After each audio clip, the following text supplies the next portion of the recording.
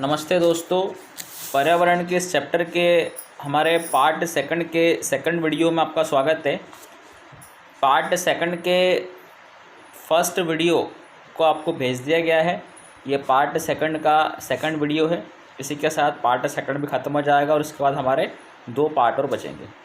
कल हमने विभिन्न प्रकार की मृदाओं के बारे में बात करी थी। आज हम बात करेंगे खनिज और ऊर्जा संसाधन के बारे में कि मिनरल और एनर्जी रिसोर्सेज क्या होता है। तो भूपर्वत जो पृथ्वी का जो ऊपरी परत होती है विभिन्न खनिजों के योग से बनी चट्टानों से निर्मित होती है। जितनी भी रॉक्स होती है उस चट्टानों से बनी परत होती है। इन खनिजों का उत्पादन शोधन मतलब प्यूरिफाइंग करके ही ये धातुएं निकाली जा सकती है, जिसको हम एक्सट्रैक्शन बोलते हैं, जिसको हम रिफाइनिंग बोलते हैं। खनिज हमारे जीवन के अति अनिवार्य भाग है। लगभग हर चीज़ जो हम इस्तेमाल करते हैं, एक छोटी सुई से लेकर एक बड़ी इमारत तक या फिर एक बड़ा जहाज आदि सभी खनिज से बने होते हैं। हर छोटे से छोटी और हर बड़ी से बड़ी चीज़ खनिज से मिलकर बनी होती है। मनुष्य ने विकास की सभी अवस्थाओं में अपनी जीविका और सजावट, त्योहारों और धार्मिक अनुष्ठान के लिए खनिजों का प्रयोग किया जाता है। खनिजों के बिना जीवन प्रक्रिया नहीं चल सकती, क्योंकि हमारे पौष्टिक उपभोग का केवल 0.3% भाग ही खनिज है। सिर्फ 0.3% भाग में ही खनिज है। तथापि ये इतने महत्वपूर्ण और गुणकारी है, क्वालिटेटिव है। इनके बिना हम 99.7% भोज्य पदार्थों का उपयोग करने में असमर्थ होते हैं। मतलब 0.3% इसकी मौजूदगी है और 99.7% भोज्य पदार्थ जो होते हैं वो उपयोग करने में असमर्थ होते हैं अगर ये ना हो तो। खनिज क्या है? भूवैज्ञानिकों ने के अनुसार खनिज एक प्राकृतिक रूप से विद्यमान समरूप तत्व है, सिमिलर एलिमेंट है, जिसकी निश्चित आंतरिक संरचना है, इसकी इंटरनल स्ट्रक्चर है। खनिज प्रकृति में अनेक रूपों में पाए जाते हैं, जिसमें कठोर हीरा व नरम चूना तक सम्मिलित है। चट्टान खनिज के समरूप तत्वों के यौगिक कंपाउंड है। कुछ चट्टान जैसे चूना पत्थर केवल एक ही खनिज से बनी है, लेकिन अधिकतर चट्टानें विभिन्न अनुपातों में अनेक खनिजों का योग, मतलब कुछ चट्टानें ऐसी होती है जिसमें एक ही खनिज मिलता है और कुछ चट्टानें, कुछ रॉक्स ऐसी होती है जिसमें कई प्रकार के खनिज मिलते हैं, मतलब मिश्रण रहता है। वहाँ से उसकी रिफाइनिंग करते उसको निकालते हैं। यद्यपि 2000 से अधिक खनिजों की पहचान वर्तमान समय तक की जा चुकी है, लेकिन अधिकतर चट्टानों में केवल कुछ ही खनिजों की बहुती आते हैं, कुछ स्पेशल खनिज ही मिलते हैं। एक खनिज विशेष जो निश्चित तत्वों का योग है, एलिमेंट्स का एडिशन है, उन तत्वों का निर्माण उस समय के भौतिक और रासायनिक परिस्थितियों का परिणाम है, मतलब फिजिकल और केमिकल कंडीशन उसका परिणाम है। इसके फलस्वरूप ही खनिजों में विविध रंग, उसके कलर्स, कठोरता, उसकी हार्डनेस, उसकी चमक, शाइनिंग, घनत्व, डेंसिटी और क्रिस्टल पाए जाते हैं, क्रिस्टल्स के फॉर्म में पाए जाते हैं। भूवैज्ञानिक इन्हीं विशेषताओं के आधार पर खनिजों का वर्गीकरण करते हैं। मतलब जो भूवैज्ञानिक होते हैं जो खनिजों का निष्कर्षण करते हैं उसके बारे में बताते हैं। तो खनिजों के संरक्षण के बारे में बात कर लेते हैं कि कंजर्वेशन ऑफ मिनरल्स क्या होता है। जिन खनिज संसाधनों के निर्माण एवं सांद्रण में लाखों वर्ष लगे, हम उनका शीघ्रता से उपभोग कर रहे हैं, उसको यूज़ कर रहे हैं। खनिज निर्माण की प्रक्रिया इतनी धीमी है कि उनके वर्तमान उपभोग की दर की तुलना में उनके पुनर्भरण की दर अपरिमित रूप से थोड़ी है। मतलब जितना समय उनको निकालने में लग रहा है, संरक्षण करने में लग रहा है, उतना हमको उपयोग करने में लग रहा है। हम उसका बहुत जल्दी उपयोग कर रहे हैं, लेकिन उसको निकालने में बहुत समय लग रहा है, लाखों वर्ष लगते हैं। इसलिए खनिज संसाधन सीमित और अनवीनीकरण योग्य है। मतलब एक बार अगर यूज़ में आ जाता है, दोबारा उसको यूज़ नहीं कर सकते खराब होने पर। समृद्ध खनिज निक्षेप हमारे देश की अत्यधिक मूल्यवान संपत्ति। खनिज हमारे देश की मूल्यवान संपत्ति है, लेकिन ये अल्पजीवी है, ज़्यादा समय की नहीं है। अयस्कों ओर्स जो होते हैं कि सतत उत्खनन से लागत बढ़ती है, क्योंकि खनिजों के उत्खनन की गहराई बढ़ने के साथ साथ उनकी गुणवत्ता घटती जाती है। जैसे जैसे उसकी डीपनेस बढ़ती जाती है, उनकी गुणवत्ता भी क्या होती है, घटती जाती है। धातुओं का पुनः शक्रण, रिसाइकलिंग, रद्दी धातुओं का प्रयोग, रॉ में जो मेटल सिल्क का प्रयोग, अन्य प्रतिस्थापन, एलिमिनेशन का उपयोग भविष्य में हमारे खनिज संसाधनों का संरक्षण के उपाय है। भविष्य में रिसाइकलिंग वगैरह कर सकते हैं, रॉ जो खराब धातु उससे नई धातु बना सकते हैं और बहुत सारी प्रक्रियाओं को फॉलो कर सकते हैं। अब हम बात करते हैं ऊर्जा संसाधन की, एनर्जी रिसोर्सेज की। तो ऊर्जा सभी क्रियाकलापों के लिए आवश्यक है।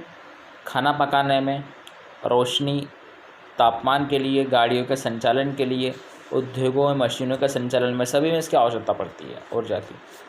ऊर्जा का उत्पादन ईंधन, खनिज जैसे कोयला, पेट्रोलियम, प्राकृतिक गैस, यूरेनियम, विद्युत आदि से किया जाता है। उसी के साथ ऊर्जा संसाधन को परंपरागत और गैर परंपरागत साधनों में वर्गीकृत किया जा सकता है। तो परंपरागत साधन जो होते हैं उसमें लकड़ी, उपले, कंडे जिसको बोलते हैं हम, कोयला, पेट्रोलियम, प्राकृतिक गैस, नेचुरल गैस, विद्युत, दोनों जल विद्युत, ताप विद्युत सम्मिलित है। और गैर परंपरागत साधनों में सौर ऊर्जा, पवन ऊर्जा, ज्वारीय ऊर्जा, टाइडल एनर्जी, भूतापीय एनर्जी, जियोथर्मल एनर्जी, उसके बाद में बायोगैस, परमाणु ऊर्जा, ये आदि शामिल किया जाता है। हमने बात करी परंपरागत साधन और गैर परंपरागत साधन, जो कि ऊर्जा संसाधन के अंदर हमने स्टडी करी। उसके बाद हम परंपरागत ऊर्जा के स्रोत के बारे में बात करते हैं। तो सबसे पहला उसमें है कोयला। भारत में कोयला बहुत ही अधिक पाया जाने वाला जीवाश्म ईंधन है। यह देश की ऊर्जा आवश्यकताओं का महत्वपूर्ण भाग प्रदान करता है और इसका उपयोग ऊर्जा उत्पादन और उद्योगों और घरेलू ज़रूरत के लिए ऊर्जा की आपूर्ति के लिए किया जाता है। भारत अपनी वाणिज्यिक ऊर्जा आवश्यकताओं की पूर्ति हेतु मुख्यतः कोयले पर ही निर्भर है। कोयले का निर्माण पादप पदार्थों के लाखों वर्षों तक संपीड़न से होता है। पादप पदार्थ लाखों वर्ष तक सड़ते हैं और उससे कोयला बनता है। इसलिए संपीड़न की मात्रा, गहराई और दबने के समय के आधार पर कोयला अनेक रूपों में पाया जाता है।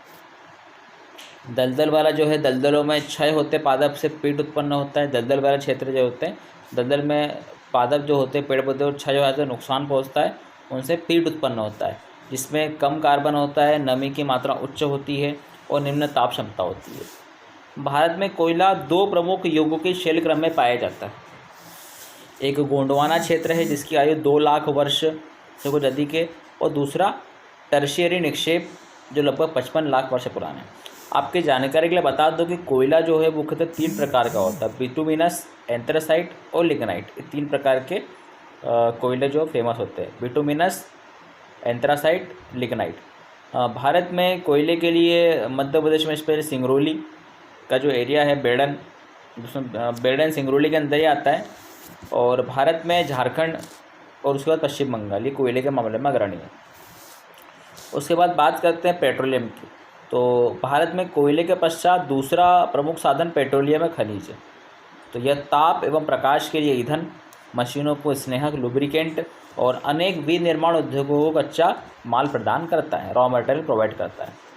भारत में हमें अधिकांश पेट्रोलियम की उपस्थिति टर्शरी युग की शैल संरचनाएं की भांति टैंप में पाई जाती है, अलग वे में पाई जाती है। वलन रिंग अपने गुंबद वाले जो प्रदेश है, जहाँ पे गुंबद है, में यह पाया जाता है, जहाँ उद्दोलन के शीर्ष में तेल टैंप लगा होता है। तेल के टैंप में ये पेट्रोलियम पाया जाता है। जैसे बॉम्बे हाई का नाम सुना होगा, बॉम्बे हाई रिफाइनरी है मुंबई में, वहाँ पर अधिकतर पेट्रोलियम का यूज़ किया जाता है। प्राकृतिक गैस, नेचुरल गैस परंपरा का साधनों में अगला। प्राकृतिक गैस एक महत्वपूर्ण स्वच्छ ऊर्जा संसाधन है जो पेट्रोलियम के साथ साथ अलग भी पाई जाती है। इसे ऊर्जा के एक साधन के रूप में और पेट्रोल रसायन औद्योगिक कच्चे माल के रूप में उपयोग किया जाता है। कार्बन डाइऑक्साइड के कम उत्सर्जन के कारण प्राकृतिक गैस को पर्यावरण अनुकूल माना गया, पर्यावरण के लिए अनुकूल है, इसलिए वर्तमान शताब्दी का ईंधन है। कृष्णा गोदावरी नदी बेसिन की बात करी थी हमने कल। कृष्णा गोदावरी नदी बेसिन में प्राकृतिक गैस के विशाल भंडार खोजे गए। पश्चिमी तट, कोरोमंडल की बात करी थी, पश्चिमी तट बोलते हैं। पश्चिमी तट के साथ मुंबई हाई, बॉम्बे हाई जिसके बारे में बताया, और सन्निहित क्षेत्र, उससे लगे हुए क्षेत्र को खंबात की खाड़ी में पाए जाने वाले तेल क्षेत्र संपूरित करते हैं, उसको पूरा करते हैं। अंडमान निकोबार द्वीप समूह भी महत्वपूर्ण क्षेत्र है पेट्रोलियम के लिए, प्राकृतिक गैस के लिए पेट्रोलियम की मात्रा भी पाई जाती है, जहाँ प्राकृतिक गैस के विशाल भंडार पाए जाते हैं। तो हमने परंपरागत साधनों में कोयले की बात करी, पेट्रोलियम की बात करी, प्राकृतिक गैस की बात करी। अब हम बात करेंगे विद्युत मतलब इलेक्ट्रिसिटी की। आधुनिक विश्व में विद्युत के अनुप्रयोग इतने ज़्यादा विस्तृत है कि इसके प्रति व्यक्ति उपभोग को विकास और सूचकांक माना जाता है, मतलब उसकी खपत बहुत होती है। विद्युत मुख्यतः 2 प्रकार से उत्पन्न की जाती है। एक तो प्रवाही जल से, जो हाइड्रो टर्बाइन चलाकर जल विद्युत उत्पन्न करता है, पानी से बिजली बनाते हैं, और अन्य ईंधन जैसे कोयला, पेट्रोल या प्राकृतिक गैस को जलाने से टरबाइन चलाकर ताप विद्युत उत्पन्न की जाती है। मतलब पानी से टरबाइन के थ्रू, और जो हमारे ऊर्जा के संसाधन है उसके चला के टरबाइन के थ्रू बना सकते हैं बिजली। एक बार उत्पन्न हो जाने के बाद विद्युत एक जैसी ही रहती है, यूनिफॉर्म मैनर में रहती है, एक रूपता में रहती है। तेज बहते जल से जल विद्युत उत्पन्न की जाती है, उसे जो एक नवीकरण योग्य साधन है, मतलब फिर से उसको उपयोग कर सकते हैं, रिन्यूएबल सोर्स है। ताप विद्युत कोयला, पेट्रोलियम, प्राकृतिक गैस के प्रयोग से उत्पन्न की जाती है। ताप विद्युत ग्रह अनवीकरण योग्य जीवाश्म ईंधन का प्रयोग कर विद्युत उत्पन्न करते हैं, मतलब उसको नॉन रिन्यूएबल है, एक बार उपयोग करने में दोबारा उपयोग नहीं कर सकते। भारत में 310 ताप विद्युत ग्रह है। तो हमने बात करी विद्युत की, उसके बात करेंगे परमाणु ऊर्जा, एटॉमिक एनर्जी की। तो परमाणु अथवा आणविक ऊर्जा अणुओं की संरचना को बदलने में प्राप्त होती है। जब ऐसा परिवर्तन किया जाता है तो ऊष्मा के रूप में काफ़ी ऊर्जा विमुक्त होती है, रिलीज होती है, और इसका उपयोग विद्युत ऊर्जा उत्पन्न करने में भी किया जाता है, इलेक्ट्रिकल एनर्जी करने में भी इसका उपयोग किया जाता है। यूरेनियम की बात करें और थोरियम की बात करें, जो झारखंड और राजस्थान की अरावली पर्वत श्रृंखला, मतलब सबसे पुरानी पर्वत श्रृंखला है, इसका जो शीर्ष होता है उसको गुरु शिखर बोलते हैं, का प्रयोग परमाणु और आणविक ऊर्जा के उत्पादन में किया जाता है। केरल में मिलने वाली मोनजाइट रेत में भी थोरियम की मात्रा पाई जाती है। तो ये हमने बात करी थी परंपरागत साधनों में कोयले की, पेट्रोल की, नेचुरल गैस की, विद्युत की, और हमारे पास विद्युत के बाद हमने बात करी थी परमाणु ऊर्जा की। अब हम बात करेंगे गैर परंपरागत ऊर्जा के जो साधन है, संसाधन, उनकी बात करेंगे। सौर ऊर्जा, सोलर एनर्जी की बात करेंगे। तो भारत एक उष्णकटिबंधीय देश है, मतलब गर्म भी नहीं है, ठंडा भी नहीं है। ठंडे को शीतोष्ण बोलते हैं, गर्म को उष्ण बोलते हैं, और जो एकदम मीडियम होता है, ना ज़्यादा ठंडा ना ज़्यादा गर्म, उसको हम बोलते हैं उष्णकटिबंधीय। तो उष्णकटिबंधीय देश है। यहाँ सौर ऊर्जा के दोहन की असीम संभावना है, बहुत संभावना है। वर्तमान में कई सारे काम सौर ऊर्जा से चल रहे हैं, उसको सोलर एनर्जी कहते हैं। फोटोवोल्टाइक प्रौद्योगिकी जो टेक्नोलॉजी होती है के द्वारा धूप को सीधे विद्युत में परिवर्तित किया जाता है, जो सीधी धूप होती है उसको सीधे विद्युत में परिवर्तित किया जाता है सोलर एनर्जी के थ्रू। भारत का सबसे बड़ा सौर ऊर्जा संयंत्र भुज, गुजरात के निकट माधपुर में स्थित है, जहाँ सौर ऊर्जा से दूध के बड़े बर्तनों को कीटाणु मुक्त किया जाता है। पवन ऊर्जा, विंड एनर्जी की बात करेंगे। भारत को विश्व में पवन महाशक्ति का दर्जा प्राप्त है। भारत में पवन ऊर्जा फार्म की विशालतम पेटी तमिलनाडु में नागरकोइल से मदुरई तक है, और इसके अतिरिक्त आंध्र प्रदेश में देखने को मिलेगी, कर्नाटक में देखने के लिए मिलेगी, गुजरात में मिलेगी, केरल में मिलेगी, महाराष्ट्र में मिलेगी, लक्षद्वीप मिलेगी, और भी कई उसके फर्म हैं। तो नागरकोइल और जैसलमेर जो राजस्थान है, देश में पवन ऊर्जा के प्रभावी प्रयोग के लिए जाने जाते हैं। तो नागरकोइल जो कि तमिलनाडु में, और जो कि जैसलमेर जो राजस्थान में, वो विशाल पवन ऊर्जा के प्रभावी प्रयोग के लिए जाने जाते हैं। उसके बाद हम बात करेंगे बायोगैस। तो सबसे पहले बायोगैस का नाम आते से बता दूं कि बायोगैस के लिए जो सबसे इम्पॉर्टेंट गैस जो होती है उसको हम बोलते हैं CH4 मीथेन। और मीथेन को मार्श गैस के नाम से भी जाना जाता है, क्योंकि मार्श का मतलब होता है दलदल, ये मार्शी एरिया में पाई जाती है। मार्शी एरिया मतलब होता है दलदली वाला स्थान। तो दलदल वाले स्थान में जो गैस पाई जाती है वो होती है मीथेन, जिसका फार्मूला होता है CH4। और मीथेन गैस जो होती है वो बायोगैस संयंत्र के लिए सबसे उपयोगी गैस होती है। तो ग्रामीण इलाकों में झाड़ियाँ, कृषि अपशिष्ट, जो कृषि में अपशिष्ट वेस्ट मटेरियल निकलता है, पशु और मानव जनित अपशिष्ट वेस्ट मटेरियल, एक्सक्रीटरी सब्सटेंस बोलते हैं उसको, के उपयोग से घरेलू उपभोग हेतु बायोगैस उत्पन्न की जाती है। तो जैविक पदार्थों के अपघटन से गैस उत्पन्न होती है, जिसकी तापीय क्षमता मिट्टी के तेल, उपलों मतलब कंडे और चारकोल की अपेक्षा अधिक होती है। पशु का गोबर प्रयोग करने वाले संयंत्र ग्रामीण भारत में गोबर गैस प्लांट के नाम से जाने जाते हैं। ये किसान को दो प्रकार से लाभान्वित करते हैं, किसानों को दो प्रकार से लाभ पहुंचाते हैं, एक ऊर्जा के रूप में और दूसरा उन्नत प्रकार के उर्वरक फर्टिलाइजर्स के रूप में। बायोगैस अब तक पशुओं के गोबर का प्रयोग करने में सबसे दक्ष है। यह उर्वरक की गुणवत्ता को बढ़ाता है और उपलों तथा लकड़ी के जलाने से होने वाले वृक्षों के नुकसान को रोकता है। तो हमने बात करी बायोगैस की, पहले बात करी सौर ऊर्जा की, पवन ऊर्जा की, फिर हमने बात करी बायोगैस की। गैर परंपरागत साधनों में अगला हमारे पास है ज्वारी ऊर्जा, जिसको बोलते हैं टाइड एनर्जी या टाइडल एनर्जी। तो क्या होती है टाइड एनर्जी? महासागरीय तरंगों का प्रयोग विद्युत उत्पादन के लिए किया जाता है। तरंग जो होती है उसका उपयोग विद्युत के उत्पादन में करते हैं। सकरी खाड़ी के आर पार बाढ़ द्वार बनाकर बांध में ही रह जाता है। तो बाढ़ द्वार के बाहर ज्वार उतरने पर बांध के पानी को इसी रास्ते पाइप द्वारा समुद्र की तरफ बहाया जाता है, जो इसे ऊर्जा उत्पादन टरबाइन की ओर भी ले जाता है। तो जो तरंगों को द्वारा विद्युत बनाने की प्रक्रिया है, जो होती ऊर्जा होती है, सब ज्वारी ऊर्जा बोलते हैं। भारत में कच्छ की खाड़ी गुजरात में ज्वारी तरंगों द्वारा ऊर्जा उत्पन्न करने की आदर्श दशाएं उपस्थित है। राष्ट्रीय हाइड्रो पावर कॉरपोरेशन जो है यहाँ पर 900 मेगावाट 900 मेगावाट का ज्वारी विद्युत संयंत्र स्थापित किया। तो हमने बात करी ज्वारी तरंगों द्वारा विद्युत के उत्पादन की बात, हमने बात करी सौर ऊर्जा, पवन ऊर्जा, उसके बाद बात करी बायोगैस प्लांट की बात करी, फिर हमने ज्वारी ऊर्जा की बात करी। उसी प्रकार हम बात करेंगे भूतापीय ऊर्जा के बारे में। भूतापीय ऊर्जा क्या होती है? Thermo energy. तो पृथ्वी के आंतरिक भागों से ताप का प्रयोग कर उत्पन्न की जाने वाली विद्युत को भूतापीय ऊर्जा कहते हैं। मतलब पृथ्वी का जो आंतरिक भाग है उससे ताप का प्रयोग करके जो ऊर्जा उत्पन्न की जाएगी, विद्युत में परिवर्तित की जाएगी, उसे बोलते हैं भूतापीय ऊर्जा। भूतापीय ऊर्जा इसलिए अस्तित्व में होती है क्योंकि बढ़ती गहराई के साथ साथ पृथ्वी प्रगामी ढंग से तृप्त होती जा रही, गर्म होती जा रही, तापमान निरंतर बढ़ते जा रहा है पृथ्वी का। जहाँ भी भूतापीय प्रवणता अस्तित्व में होती है, क्योंकि बढ़ती गहराई के साथ पृथ्वी प्रगामी तप्त हो जाएगी, गर्म हो जाएगी, तो भूतापीय प्रवणता बढ़ेगी। वहाँ उथली गहराइयों के साथ तापमान अधिक पाया जाता है, तापमान पाया जाएगा। ऐसे क्षेत्रों में भूमिगत जल, जो भूमि के अंदर जल है, ऊष्मा का अवशोषण का तप्त हो जाता है, गर्म हो जाता है, और ये इतना तप्त हो जाता है कि पृथ्वी की सतह की ओर उठता है, ऊपर की ओर उठता है। तो यह भाप में परिवर्तित हो जाता है, वेपर से भाप में परिवर्तित हो जाएगा गर्म होकर। तो पानी का गर्म होने का निश्चित क्राइटेरिया, वो 100 डिग्री सेल्सियस तक ही गर्म हो सकता है। 100 डिग्री से ऊपर तापमान हुआ तो सीधा वाष्प या भाप के रूप में परिवर्तित हो जाएगा। तो इसी भाप का उपयोग टरबाइन को चलाने के लिए किया जाता है और विद्युत उत्पन्न करने के लिए किया जाता है। तो हमने परंपरागत साधनों में बात करी, कोयला, पेट्रोलियम गैस की बात करी, नेचुरल पेट्रोलियम की बात करी, नेचुरल गैस की बात करी, परमाणु ऊर्जा की बात करी, उसके बाद विद्युत की बात करी। उसके बाद हम गैर परंपरागत साधनों में बात करी, सोलर एनर्जी की बात करी हमने, पवन ऊर्जा की बात करी हमने, ज्वारी ऊर्जा की बात करी हमने, बायोगैस प्लांट की बात करी, भूतापीय ऊर्जा की बात करी, ज्वारी ऊर्जा की बात करी। अब हम बात करेंगे ऊर्जा संसाधनों का संरक्षण, कि हम जो एनर्जी के रिसोर्सेस है उनका संरक्षण किस प्रकार से कर सकते हैं। तो आर्थिक विकास के लिए ऊर्जा एक आधारभूत आवश्यकता है।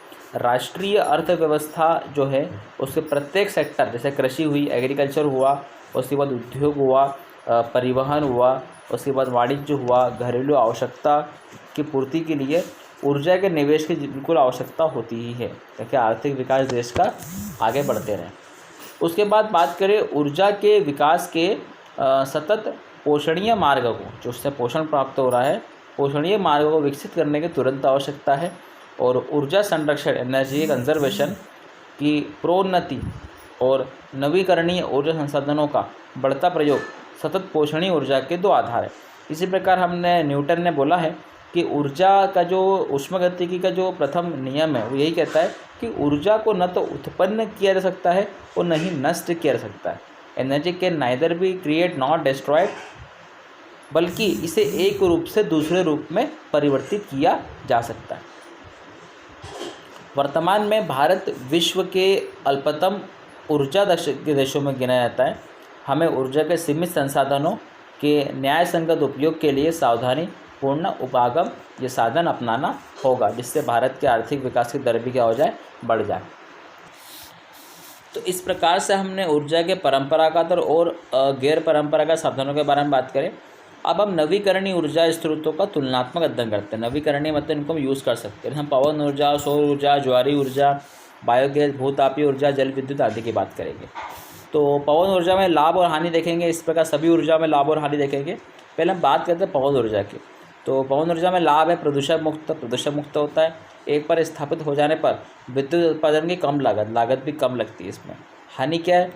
ध्वनि प्रदूषण, पवन चक्कियों को स्थापित करना महंगा पड़ता है। ये पवन ऊर्जा के लाभ और हानि है। उसी प्रकार सौर ऊर्जा की बात करें, सोलर एनर्जी की बात करें, उसके लाभ और हानि क्या है?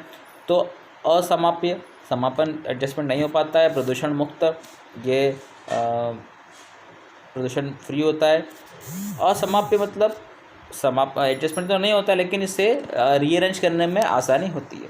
हानि क्या है इसकी? खर्चीला, ज़्यादा कॉस्टली है।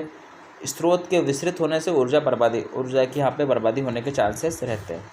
उसके बाद ज्वारीय ऊर्जा की बात करें तो लाभ इसके प्रदूषण मुक्त समाप्य, प्रदूषण बहुत कम फैलता है। हानि यह है कि वन्य जीव आवास का नष्ट होना, जहाँ पे वन्य जीव रहते हैं उनका आवास जो हैबिटेट है वो नुकसान उनको पहुँचेगा। दोहन में कठिन, ज़्यादा लेंदी प्रोसेस होती है। तटीय जैव विविधता प्रभावित, तटीय जो एरिया है वहाँ पे जैव विविधता बायोडाइवर्सिटी जो होते हैं, यहाँ पेड़ पौधे वगैरह सबको नुकसान पहुँचता है, प्रभावित होते हैं। बायोगैस की बात करें तो लाभ इसका है कम लागत है, उपयोग में आसान है। जैव अपशिष्ट जो मानव का जो एक्सक्रीटा होता है उसका उपयोग और बायोगैस का उत्पादन कर सकता है। आपको बता चुका हूँ कि बायोगैस के लिए जो मुख्यतः गैस होती है वो होती है CH4 मैथेन। हानि क्या है, हरित गृह प्रभाव का कारण, ग्रीन हाउस इफेक्ट, इसके बारे में बात कर चुके हैं। तो ग्रीन हाउस इफेक्ट के लिए मेन गैस जो होती है वो होती है CO2 कार्बन डाइऑक्साइड। उसके बाद बात करेंगे भूतापीय ऊर्जा के बारे में। तो लाभ और हानि क्या है, स्वच्छ पर्यावरण, हितैषी और हर समय उपलब्ध है। हानि यह है कि शहर से बहुत दूर अव्यवस्थित होने के कारण विद्युत वाहन खर्चीला होता है। और लास्ट हमारे पास है जल विद्युत, इसके लाभ और हानि के बारे में बात करेंगे। तो प्रदूषण मुक्त है, हर किसी में देखा हमने। सिंचाई, इरिगेशन और मत्स्य को बढ़ावा देता है, मतलब मत्स्य पालन जो है फिश फार्मिंग है उसको बढ़ावा देता है, पिसीकल्चर बोलते हैं इसे हम। सस्ता होता है, ज़्यादा कॉस्टली नहीं होता है। हानि ये है स्थानीय समुदाय का विस्थापन, स्थानीय समुदाय विस्थापित हो जाता है ऐसे ऐसा करने से। निम्न क्षेत्र का जल प्लावन, छोटे क्षेत्र में पानी भर जाता है, रहने के लिए स्थान नहीं मिल पाएगा, स्थापित करने में खर्चीला है, ज़्यादा महंगा भी है। और जैव विविधता को हानि, जैसे हम बात करें बायोडाइवर्सिटी की, पेड़ पौधे वगैरह आदि सबको नुकसान पहुँचेगा, सब प्रभावित हो गए। तो हमने ये बात करी थी कि नवीकरणीय ऊर्जा का स्रोत जो उसका तुलनात्मक अध्ययन करते हैं। तुलनात्मक अध्ययन से मतलब क्या है कि सभी ऊर्जा आपस में किस प्रकार से सेम है, किस प्रकार से भिन्न है, और सभी ऊर्जाओं के हर एक ऊर्जा के क्या लाभ है और क्या हानियाँ हैं। अब हम लास्ट बात करेंगे जैव रासायनिक चक्रण के बारे में, जिसमें बात करेंगे बायोकेमिकल साइकिल के बारे में। और इसी टॉपिक के साथ हमारा ये सेकंड पार्ट भी समाप्त हो जाएगा। जीवमंडल के जैविक और अजैविक घटकों के बीच का सामंजस्य तालमेल जीवमंडलों की गतिशीलता और स्थिर बनाता है। इस सामंजस्य के द्वारा जीवमंडल के विभिन्न घटकों के बीच पदार्थ और ऊर्जा का स्थानांतरण होता है। हम बात करें जल चक्र की बात करेंगे, नाइट्रोजन चक्र की बात करेंगे, कार्बन चक्र की बात करेंगे। तो जल चक्र क्या है, जलीय चक्र क्या है? पृथ्वी पर मौजूद जलाशयों से जल वाष्पीकृत होकर जल वाष्प में परिवर्तित होता है। जितने सारे ऊर्जा पानी के साधन हैं उससे जल वाष्पीकृत वेपोराइज्ड होकर जल वाष्प में परिवर्तित होता है। उसके बाद जल वाष्प बादल में परिवर्तित होकर वर्षा के जरिए पुनः पृथ्वी तक पहुँचता है। और फिर ये जल पुनः नदी, तालाब जैसे जलाशयों और नदियों के रास्ते समुद्र में पहुँच जाता है। यह पूरी प्रक्रिया चलती रहती है। इसी प्रक्रिया को जल चक्र कहते हैं। मतलब जो चीज़ हमारे पास प्राप्त हो रही है वो दोबारा वायुमंडल में जाएगी और फिर हमको दोबारा मिलेगी, मतलब उसकी रिसाइकलिंग और रीयूज़ हो रहा है। इसी प्रकार हमको हर साइकिल में ये चीज़ देखना है। नाइट्रोजन साइकिल, हमारे वायुमंडल का 78% भाग नाइट्रोजन से मौजूद है, आपको सही पता है। 21% ऑक्सीजन है। यह गैस तो जीवन के लिए आवश्यक बहुत सारे जंतुओं का भाग है, जैसे प्रोटीन, न्यूक्लिक एसिड, जिसके भाग DNA, RNA होते हैं, कुछ विटामिन।